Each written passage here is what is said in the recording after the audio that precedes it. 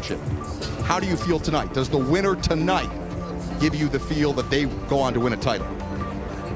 You know, it's going to be tough. I think, obviously, Indiana, if they were to win this game, Game 4, up 3-1, it's insurmountable. I mean, it's too much in a way, I think, for OKC to come back down 3-1. This happened before.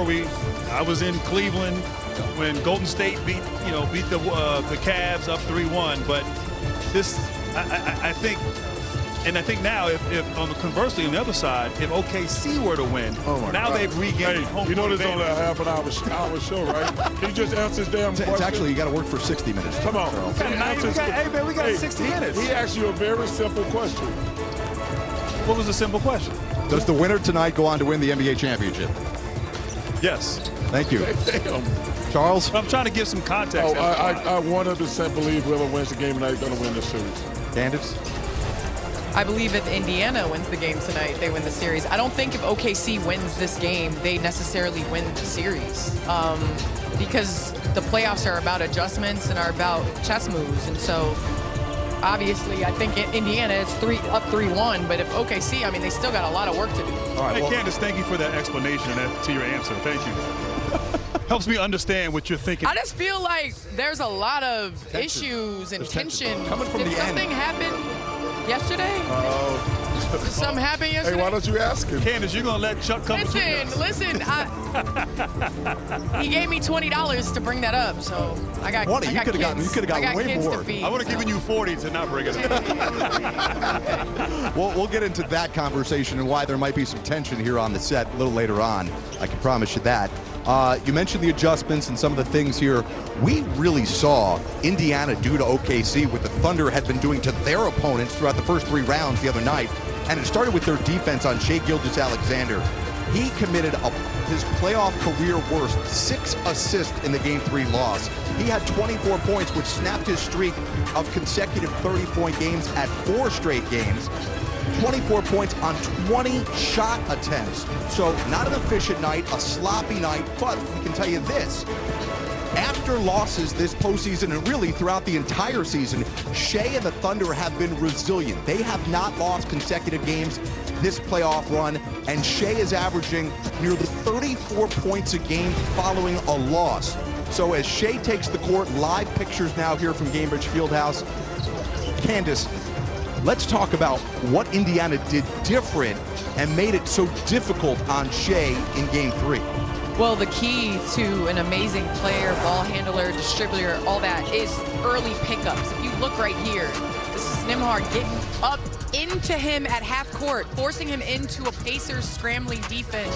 What they did is they wore SGA down from the moment it tipped. He had 12 first half points, finished with 12 in the second half, but only had 3 field goal attempts. That's a great up to touch screen right there.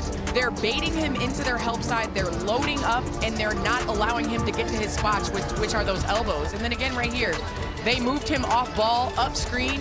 They blow it up, and they take him into a tough shot. But here's the thing. He's capable of making that. But because they wore him down throughout the game, they were able to have him be short on that. And then again, coming off this action, draws 2, and then their rotation was phenomenal. The Pacers did a good job of getting up into him, pressuring him, and making things tough. Now, will the Thunder adjust? Yes, I think Coach Dag has something in his pocket. He's got to have somebody else bring the ball up to relieve a little bit of pressure, maybe put SGA off ball, but then again, Indiana Pacers put him in action on the other end and made him defend. So they're going to have to figure out a way to conserve energy for their MVP. Well, Charles, Indiana used 7 different defenders to guard SGA in Game 3. Did you feel like, as you watched SGA in the 4th quarter, particularly in crunch time, that he looked worn down?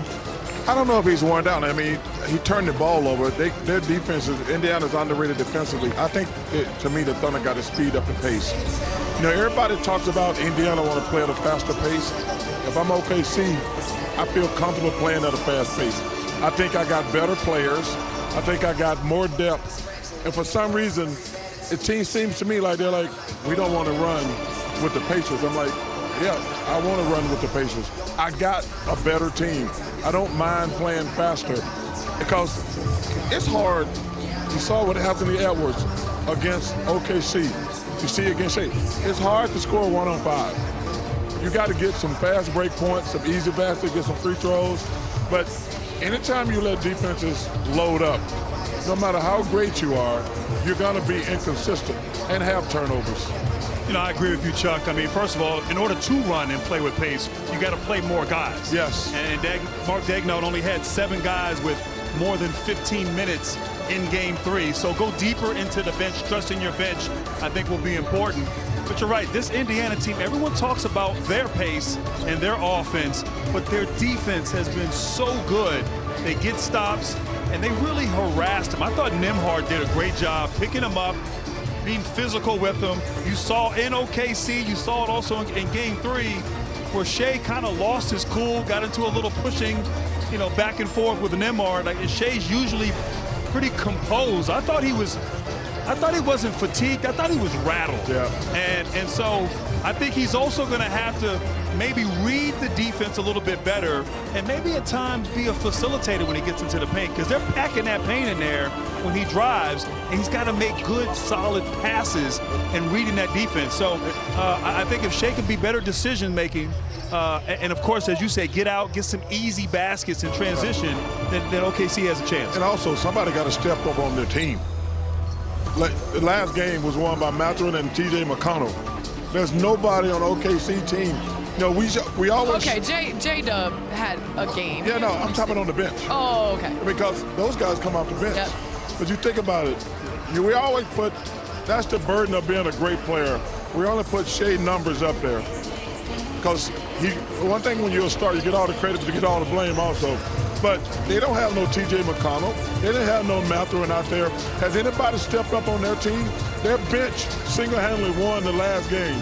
Somebody from OKC got to win a game for them. In Game 2, Alex Caruso. in Game 2 was as Caruso. well as I told you, man, Game 2 did not matter to me. The Pacers didn't care about Game 2. That's why I said this series really started in Game 1, because the Pacers have shown when they get what they want, they're going to relax. But now they can't relax tonight. But somebody on their bench had to step up and win a game. Well, let's talk about the Pacers, as Tyrese Halliburton is also joined on the court with Shai Gilgeous-Alexander, warming up. Live pictures here from Gainbridge Fieldhouse. We talked about whether Tyrese Halliburton had to be more aggressive. And listen, Reggie Miller came over and said, listen, that's not his game. But clearly, you watch the first half, he absolutely, Candace, was more aggressive in that first half.